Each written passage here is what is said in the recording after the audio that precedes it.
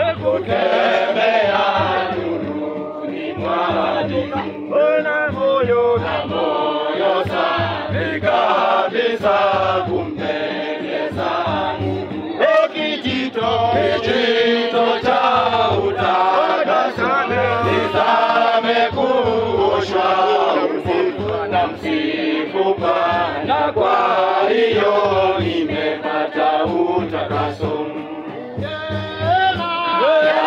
Ajabu kupakwa na damu na Bwana Yesu, kumjua Yesu wa msalaba. Kijito cha utakaso nizame kuoshwa na msifu Bwana, kwa hiyo nimepata utakaso.